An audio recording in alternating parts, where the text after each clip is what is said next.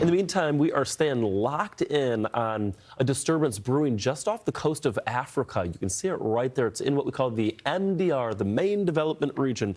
Interestingly enough, though, there is a little frontal boundary right off the east coast of the United States, and that is... it's just something that I'm watching. I've been watching it for a couple of days now right here, and you can almost see a little cyclonic spin there, too. So, again, just off the Carolina coastline, something to watch for, but nothing in an immediate threat to the United States. In fact, that area to watch has about a 30% chance of development, and that's in the next 7 days. And a lot of our forecast models are fairly consistent in the fact that we may see a cluster of showers and thunderstorms. You can see it right here rolling off the west coast of Africa. Eventually, as it heads toward the Cabo Verde Islands, it'll enter into a zone that is a little more conducive for development. We're not expecting rapid intensification, thank goodness, but you can see that cluster of showers and storms right here in what we call visible satellite imagery. The thing is, it's in the perfect little pocket right now. It's just south of where all of this dust is right here, and that dust, the moment that that cluster of showers and thunderstorms starts to interact, or if it pivots a little further toward the north into that area of dust, it's almost like throwing dust on a campfire, and it kind of snuffs things out.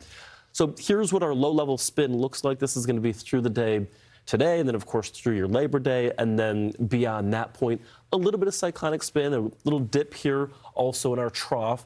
I think that it'll stay south of that trough Tuesday, but watch what happens as we head into Wednesday. I think there may be a little bit more interaction.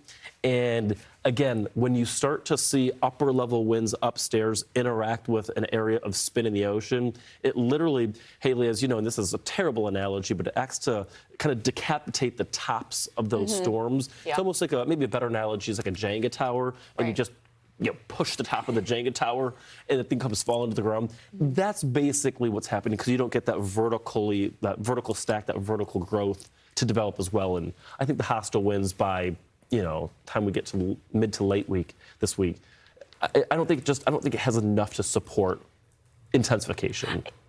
I'm right there with you. And actually, if you look at this is our new exclusive tropical threat probability model, and what it's basically showing is what percentage of seeing a tropical depression form in that specific zone. But that's actually gone down a little bit from where we were talking about yesterday. So that is just something of note, that we are less enthused by this system. Still, could we get a tropical depression or our next named storm? Sure. But as far as this goes with being threatening for the United States, the good news is I'm not really tracking that out, and none of the models really want to support that solution at this moment.